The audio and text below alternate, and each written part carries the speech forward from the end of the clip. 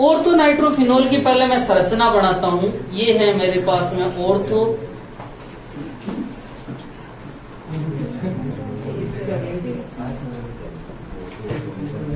यही है ortho nitrophenol, और एक बनाते हैं पैरा नाइट्रोफिनोल।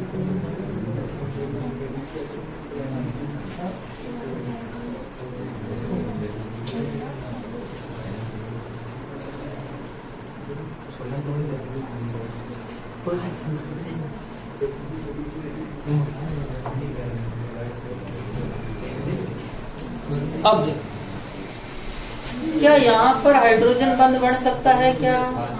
अरे बोलो हाँ। देखो, अपन ने हाइड्रोजन बंध की परिभाषा दी थी कि जब 3 या 3 से अधिक विद्युत ऋणता, और 3 या 3 से अधिक विद्युत ऋणता वाले तत्व कौन सा है? फ्लोरीन, ऑक्सीजन, नाइट्रोजन और क्लोरीन। देखो, ये ऑक्सीजन और ये ऑक्सीजन। इसने कहा अपनी विद्युत ऋणता 3.5 है और अपनी विद्युत ऋणता भी 3.5 है। दोनों के बीच में कौन आ गया? हाइड्रोजन। तो क्या हाइड्रोजन बॉन्डिंग बनेगी? यस सर, ये जो हाइड्रोजन बॉन्डिंग बन रही है ये इंट्रामोलिकुलर हाइड्रोजन बॉन्डिंग है, और इंट्रामोलिकुलर हाइड्रोजन बॉन्डिंग से किलेट वलय का निर्माण हो जाता है। किलेट वलय देख सकते हो, ये बीच में जो वलय बन रही है ये कौन सी वलय है? किलेट। समझ में आया? नेक्स्ट उधर देखना, क्या ये ऑक्सीजन और ये ऑक्सीजन, दोनों के बीच में कौन आ गया है? हाइड्रोजन। तो किसका निर्माण होगा? इंटरमोलिकुलर हाइड्रोजन बॉन्डिंग ये बन गई है। यहाँ पर सर इंटरमोलिकुलर बनेगी। अब तीसरी बात ये है कि सर आपने इसको इंट्रा क्यों कहा? एक ही परमाणु के मध्य या एक ही यौगिक के मध्य, जबकि ये अलग है और ये अलग है। दूसरी बात कि सर इनमें प्रबल कौन सा होता है और दुर्बल कौन सा होता है, क्योंकि कल को अपने को पूछ लेवे कि ऑर्थो नाइट्रोफिनोल तथा पैरा नाइट्रोफिनोल में क्वथनांक का क्रम बताइए। मतलब जिसमें बंध ज्यादा प्रबल होगा उसका क्वथनांक भी क्या होगा? ज्यादा, क्योंकि उसके बंधों को तोड़ने के लिए अधिक ऊर्जा की आवश्यकता होती है। तो सर ये जो होता है ये दुर्बल बंध होता है, और वो जो बंध होता है ये क्या होता है? प्रबल बंध। नेक्स्ट बात आती है कि सर जब प्रबल है तो उसको तोड़ने के लिए अधिक ताप की आवश्यकता है या अधिक ऊर्जा की आवश्यकता है, और इसीलिए इसका जो बॉइलिंग पॉइंट होता है वो ज्यादा होता है, और इसका जो बॉइलिंग पॉइंट होता है कम होता है। समझ में आया? सुनना, यहाँ से अच्छा क्वेश्चन बन रहा है। ठीक है, फिनोल की क्रिया तनु HNO3 के साथ में, अभी मैं सांद्र के साथ में अलग करवाऊंगा, तनु HNO3 के साथ में करवाने पे ऑर्थो नाइट्रोफिनोल और पैरा नाइट्रोफिनोल बनता है। ठीक है, अब बात आती है सर ऑर्थो नाइट्रोफिनोल में इंट्रामोलिकुलर हाइड्रोजन बॉन्डिंग होती है और पैरा नाइट्रोफिनोल में इंटरमोलिकुलर हाइड्रोजन बॉन्डिंग होती है। दूसरी बात है सर आक्रमणकारी इलेक्ट्रॉन स्नेही कौन होता है? तो इलेक्ट्रॉन स्नेही कौन होता है? NO2+। फिर इनकी दोनों की संरचना बनाई। संरचना बनाने के बाद में ये देखा कि कौन सा बंध प्रबल है और कौन सा दुर्बल है। देखो, दो अलग अलग के बीच में बनेगा तो थोड़ा प्रबल होता है, और बंध प्रबल है तो इसको तोड़ने के लिए ऊर्जा भी क्या देनी पड़ेगी? ज्यादा। और ऊर्जा देने का मतलब कुल मिला के ताप ही तो दे रहे हैं, और ताप ज्यादा दे रहे हैं तो इसका बॉइलिंग पॉइंट भी क्या होगा? ठीक है, लिखो जल्दी से। अब ये अपने पास में फिनोल है। ठीक है, फिनोल की क्रिया यदि अपन सांद्र H2SO4 के साथ में करवा दे, किसके साथ में करवा देवे? सांद्र। ठीक है, सांद्र HNO3 प्लस सांद्र H2SO4 के साथ में करवा दे। ठीक है, तो क्या बनता है समझना। वहां पर क्या था भैया? तनु। अब की बार क्या है? सांद्र HNO3 और सांद्र H2SO4। तो यहाँ पर 3 जो है NO2 समूह चिपकते हैं। ये फिनोल है अपने पास में, और फिनोल की तीनों स्थितियों पर, क्योंकि ऑर्थो दो तो ऑर्थो स्थितियां होती है और एक पैरा। ठीक है, तो तीनों समूह स्थितियों पर NO2 समूह चिपक जाता है। ठीक है, अब बात करते हैं कि सर कैसे जो है यहाँ पर अभिक्रिया होती है। HNO3 जो होता है वो इस प्रकार होता है। ठीक है, और H2SO4 ये है अपने पास में। यहां पर क्या होता है कि OH ये N और O के बीच का बंध टूटता है, ठीक है, N और O के बीच का बंध टूटता है, ठीक है। ये तो बनेगा प्लस और ये बनेगा माइनस, यहाँ पर ये बनेगा प्लस और ये बनेगा माइनस। यहाँ से क्या निकल जाएगा H2O, क्या निकल जाएगा H2O, ठीक है। अब बात करते हैं कि यहाँ से H2O निकलेगा तो ये बनेगा एक तो NO2 प्लस, एक बनेगा H2O और एक बनेगा आपके HSO4 माइनस। क्या बनेगा HSO4 माइनस। ये NO2 प्लस जो होता है वो किसकी तरह व्यवहार करता है, इलेक्ट्रॉन शनय, ठीक है, इलेक्ट्रॉन शनय की तरह। अब बात होती है कि सर 3 NO2 समूह जुड़े हुए होते हैं तो IUPAC नाम क्या है इसका। देखो मैं नंबरिंग करता हूं 1 2 3 4 5 6, ठीक है, 2 4 6 ट्राई नाइट्रोफिनोल, 2 4 6 ट्राई नाइट्रोफिनोल, ठीक है।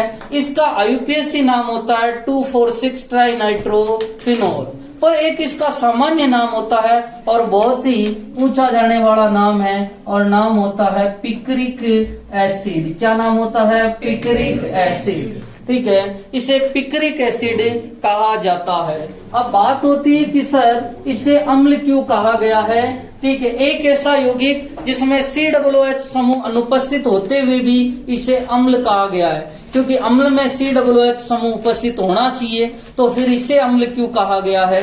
तो देखो अपन ने कहा था कि अम्लता बढ़ती है जब इलेक्ट्रॉन खींचने वाले समूह जुड़े हो। इस पर कितने खींचने वाले समूह हैं, तीन समूह इलेक्ट्रॉन खींचने वाले हैं, और 3 इलेक्ट्रॉन खींचने वाले समूह हैं तो इलेक्ट्रॉन खींचेंगे, ठीक है,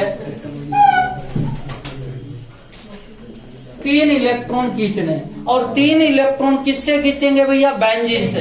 बेंजीन किससे खींचेगा, ऑक्सीजन, और ऑक्सीजन से पर इलेक्ट्रॉन घनत्व तो बहुत ही कम हो जाए, और ऑक्सीजन किसको निकालेगा, हाइड्रोजन, तो H प्लस निकल जाता है, और H प्लस निकल जाता तो अम्लीयता बढ़ती है, ठीक है। तो ध्यान रखना यहाँ पर एक पॉइंट लिखा जाता है नोट, ठीक है, ध्यान रखा 3 NO2 समूह या 3 इलेक्ट्रॉन आकर्षी समूह, क्योंकि NO2 किसका काम करता है, इलेक्ट्रॉन खींचने का, तो 3 NO2 समूह या 3 इलेक्ट्रॉन आकर्षी समूह की उपस्थिति के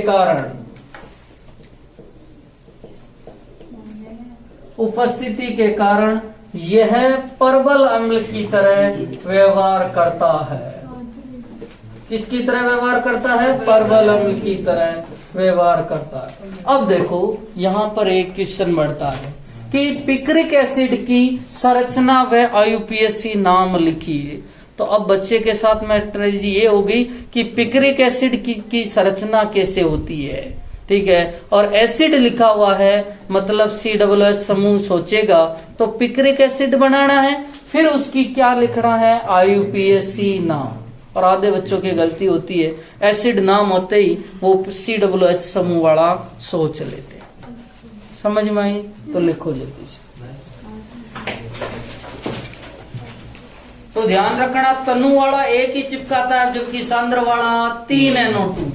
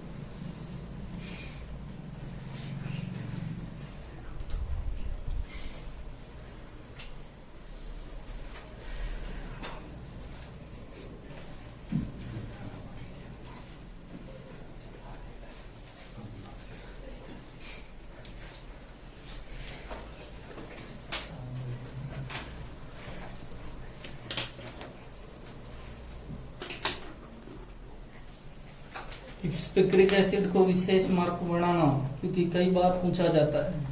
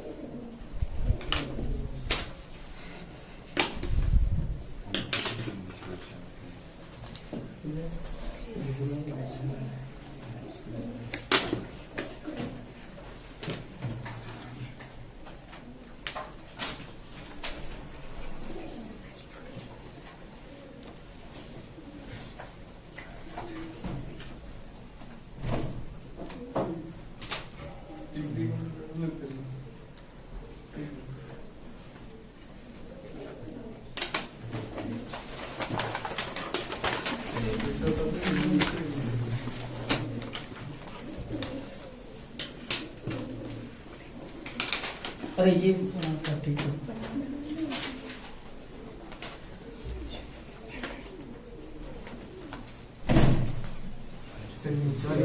हाँ हाँ नहीं मिला।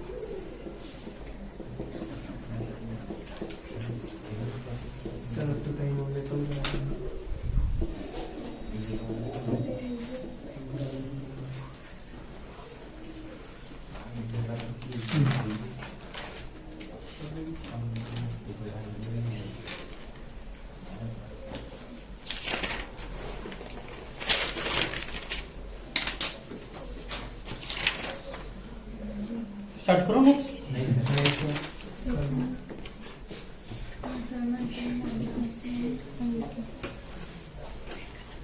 ये है फिनोल, और फिनोल की क्रिया सर नोट में भी डालो।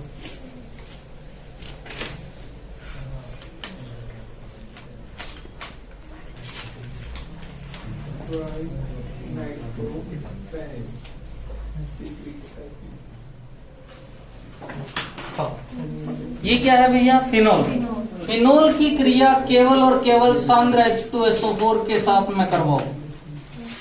ऊपर वाली जो रिएक्शन है उसमें मैंने सांद्र HNO3 प्लस सांद्र H2SO4 लिया था। दोनों में डिफरेंस देखना। देखो तनु HNO3 लेता हूं तो एक NO2 चिपकता है। सांद्र HNO3 प्लस सांद्र H2SO4 लेते हैं तो 3 NO2, और केवल H2SO4 लेंगे सांद्र H2SO4 तो क्या होगा समझना। आपको पता है सल्फोनीकरण में कौन चिपकता है भैया? SO3H। कहाँ चिपकेगा? ऑर्थो या पेरा। ठीक है, तो ये है सर फिनोल का, ये तो है ऑर्थो SO3H, और पेरा ये है OH और SO3H। ठीक है, अब बात होती है कि सर यहाँ इलेक्ट्रॉन स्नेही कौन होता है? H2SO4 के 2 अणु हैं। H2SO4 के कितने अणु हैं भैया? 2। एक अणु है OH प्लस एक अणु और बना रहा हूं, ये है H2SO4। एक बंद तो टूटेगा आपका OH बंद, यहाँ से ऑक्सीजन पे माइनस और हाइड्रोजन पे प्लस, एक बंद टूटेगा S और ऑक्सीजन के बीच, ऑक्सीजन पे माइनस और सल्फर पे प्लस। ठीक है, ये देखो क्या क्या बनेगा बोलो, HSO4 माइनस, सही है। एक क्या बनेगा H2, एक क्या बनेगा SO3H प्लस, ठीक है, SO3H प्लस। और ये क्या है भैया आपका इलेक्ट्रॉन शनई, यही है आपका इलेक्ट्रॉन शनई। अब बात होती है कि सर इसका नाम क्या होगा। सांद्र H2SO4 के साथ करवाने पे आपको 2 उत्पाद बने थे, इनका IUPAC नाम क्या होता है। आप जब वरीयता श्रेणी बनाई है तो सबसे ऊपर कौन सा क्रियात्मक समूह आता था, कार्बोक्सिलिक। कौन सा आता था, कार्बोक्सिलिक। और दूसरे नंबर पे कौन आता था, सल्फोनिक। तो देखो एक तो OH है और एक सल्फोनिक अम्ल है, तो मुख्य कौन होगा, सल्फोनिक अम्ल होगा। मुख्य कौन होता है, सल्फोनिक। तो प्रतिस्थापी कौन बनेगा, OH। और OH के लिए क्या लिखते हैं, हाइड्रोक्सी। प्रतिस्थापी का क्या लगाते हैं, पूर्व लग्न। ये इसके रेस्पेक्ट में कौन सी स्थिति है, और ये इसके रेस्पेक्ट में कौन सी है, पैरा। तो सामान्य नाम लिख रहा हूं, देखो मैं, ऑर्थो हाइड्रोक्सी बेंजीन सल्फोनिक अम्ल, सही है। ऑर्थो हाइड्रोक्सी बेंजीन सल्फोनिक अम्ल, ये सामान्य नाम है। IUPAC होता तो 1 2, क्या नाम लेता, 2 हाइड्रोक्सी बेंजीन सल्फोनिक अम्ल। हाँ, ये बोलो कौन सी स्थिति है, पैरा हाइड्रोक्सी बेंजीन सल्फोनिक अम्ल, सही है। ठीक है, तो ध्यान रखना यहाँ पर OH मुख्य क्रियात्मक समूह नहीं होगा। लिखो जल्दी से। अपने पास में है, अपन तीसरी रिएक्शन पढ़ रहे हैं, हैलोजनीकरण, और इसी को कहते हैं ब्रोमोनीकरण। हैलोजनीकरण नाम से ही पता है कौन जुड़ेगा भैया, हैलोजन। हैलोजन का योग होगा, अर्थात मैं कह दूं X का योग हो जाएगा। ठीक है, अब देखो X का योग होगा, जैसे अपन ने नाइट्रीकरण पढ़ा था तो NO2 का योग हुआ था। ठीक है, सल्फोनीकरण किया था तो SO3H का योग हुआ था। उसी तरह हैलोजनीकरण में X का योग होगा। ये फिनोल है, फिनोल की क्रिया में Br2 के साथ यदि CS2, जिसे कहा जाता है कार्बन डाइसल्फाइड, देखो इसको कहा जाता है CO2 को क्या कहा जाता है, कार्बन डाइऑक्साइड, वैसे कहा जाता है कार्बन डाइसल्फाइड। या CCl4 की उपस्थिति में रिएक्शन 273 केल्विन पर करवाने पर, और 273 केल्विन का मतलब 0 डिग्री सेंटीग्रेड पर करवाने पर अपने को या तो ऑर्थोब्रोमोफिनोल मिलता है या अपने को मिलता है पैरा ब्रोमोफिनोल। OH इधर जुड़ जाएगा Br, या अपने पैरा स्थिति पे जुड़ेगा और पैरा स्थिति पे जुड़ेगा, इसका तो नाम होता है ऑर्थो ब्रोमोफिनोल। इसका क्या नाम होगा भैया, पैरा ब्रोमोफिनोल। पैरा ब्रोमोफिनोल का निर्माण होता है। सर क्या हुआ, यहाँ पर Br2 रिएक्शन करने आया और आपको पता है प्रत्येक कार्बन पर हाइड्रोजन उपस्थित होता है, यहाँ से क्या निकल गया, HBr, तो साथ में सह उत्पाद निकलता है HBr। यदि CH2 या CCl4 की उपस्थिति हो तो अपने को केवल मोनो हेलोजन उत्पाद मिलता है। मोनो का मतलब होता है एक हेलोजन, ठीक है, मोनो हेलोजन उत्पाद मिलता है। परंतु यदि जो है फिनोल की विक्रिया आप Br2 के आधिक्य में कर दो, और Br2 का आधिक्य मतलब 3 मोल की बात करें, और यहाँ पर जो है आपका उत्प्रेरक H2O हो जाए, जलीय ब्रोमीन वाटर की उपस्थिति में करवाई जाए, ठीक है, और ये एक्सिस में है अर्थात आधिक्य में है, तो जिस तरह से वहां पर अपन ने देखा था 3 NO2 चिपकते थे, उसी प्रकार यहाँ पर भी कितने Br चिपकेंगे? 3। ठीक है, कहाँ कहाँ चिपकेंगे भैया?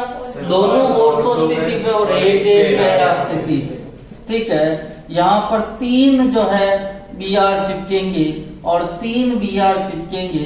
तो देखो यहाँ पर इसका जो नाम होगा, क्योंकि अब नंबरिंग करने जा रहा हूं मैं और नंबरिंग करूंगा 1 2 3 4 5 और 6। ठीक है, और 3 मोल HBr निकल जाएंगे। ठीक है, और आपको पता है इसका नाम होगा 2,4,6 ट्राई ब्रोमोफिनोल। 2,4,6 try bromophenol. और ये जो 2,4,6 ट्राई ब्रोमोफिनोल जो बनता है, ठीक है, इसका जो अवक्षेप आता है ये आता है व्हाइट पीपीटी अर्थात श्वेत अवक्षेप। क्या आता है? श्वेत अवक्षेप। यदि फिनोल की विक्रिया ब्रोमीन जल के आधिक्य में, ब्रोमीन और क्या हो गया? जल। ठीक है, या ब्रोमीन के साथ जल विलायक होने पर उपस्थिति में करवाने पर, मैंने एक शब्द लिया था आधिक्य में, और आधिक्य का मतलब चाहिए जो ले लो, और अपने को कितने मोल चाहिए थे? 3। ठीक है, 3 मोल चाहिए थे। तो ब्रोमीन जल के आधिक्य में करवाने पर, ठीक है, 3 हेलोजन या ट्राई हेलो व्युत्पन्न उत्पाद बनता है, अर्थात 2,4,6 ट्राई ब्रोमोफिनोल बढ़ता है, जिसका श्वेत अवक्षेप आता है। पहले अपन ने पढ़ा था, आपको पता हो तो ल्यूकास अभिकर्मक ने अपन ने कहा था टर्बिनिटी। ठीक है, या उसी को कहा था व्हाइट ऑयल सरफेस, और यहाँ पर क्या कह रहे हैं? श्वेत अवक्षेप या व्हाइट पीपीटी। लिखो जल्दी से।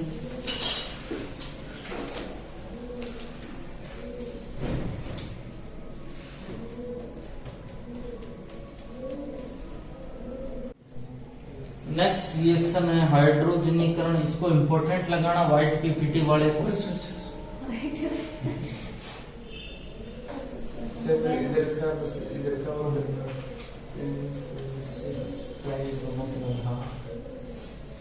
नेक्स्ट रिएक्शन है हाइड्रोजनीकरण। देखो हाइड्रोजनीकरण रिएक्शन की बात करें, ये अपने हाइड्रोजनीकरण नाम से ही पता चल रहा है किसका योग होगा भैया? हाइड्रोजन का, H2 का योग होगा। और आपको पता है हाइड्रोजनीकरण रिएक्शन है वो किसका करेक्टर होता है? डबल बॉन्ड वाले को। डबल बॉन्ड वाले को सिंगल बॉन्ड में बदलने के लिए इसका प्रयोग किया जाता है। जैसे एल्कीन, ये है एल्कीन, और एल्कीन को एल्केन में बदलने हैं तो इसका हाइड्रोजनीकरण करवाते हैं। किसकी उपस्थिति में करवाते थे? Nickel platinum palladium.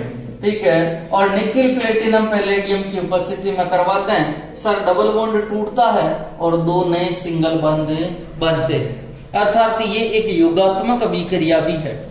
अब देखो अपने पास में फिनोल, और फिनोल ने से पूछा भाई साहब आप हाइड्रोजनीकरण रिएक्शन देंगे क्या? इन्होंने कहा किसका कैरेक्टर है? तो कहा कि या तो डबल बॉन्ड वालों का है या ट्रिपल बॉन्ड वालों का है, क्योंकि एल्काइन को हाइड्रोजनीकरण करवाते हैं तो एल्किन, और एल्किन का करवाते हैं तो एल्केन बनते हैं। इन्होंने कहा अपने पास में 3 डबल बॉन्ड है, ठीक है, और 3 डबल बॉन्ड है तो आप हाइड्रोजन का योग कर सकते हो, और किसकी उपस्थिति में करोगे? Nickel platinum palladium. अब हाइड्रोजन का योग होगा डबल बॉन्ड वाली स्थिति पे, एक डबल बॉन्ड टूटेगा, ठीक है, और आपको पता है एक डबल बॉन्ड टूटेंगे तो कितने हाइड्रोजन काम आएंगे? 2 डबल बॉन्ड टूटेंगे तो कितने हाइड्रोजन? 4, और तीसरा डबल बॉन्ड टूटेगा तो 6, टोटल 6, और 6 हाइड्रोजन को अपन ने क्या लिख दिया? 3H2।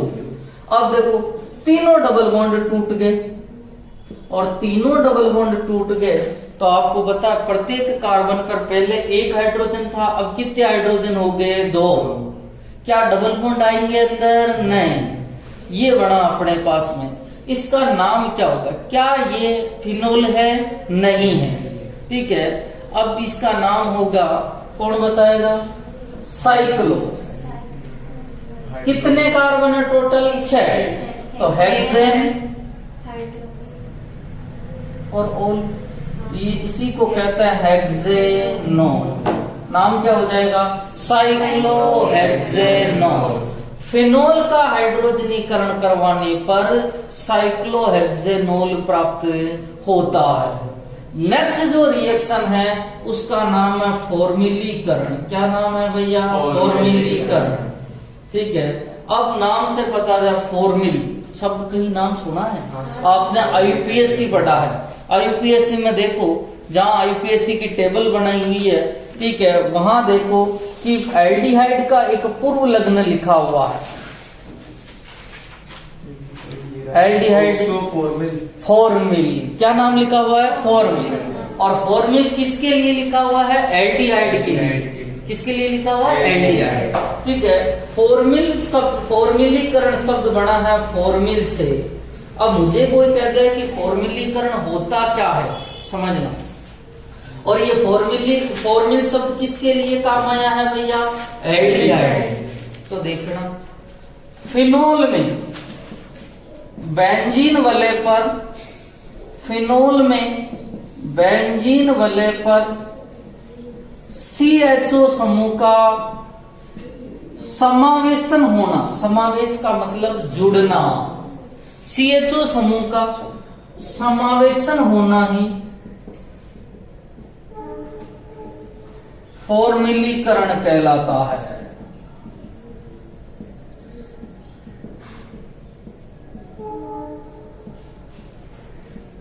मेन जो है वो बात ये है, अपने को कोई कह दे कि सर फॉर्मिलीकरण है क्या, तो उससे को फॉर्मिलीकरण शब्द बना है फॉर्मिल से, और फॉर्मिल का मतलब एल्डिहाइड के लिए आता है।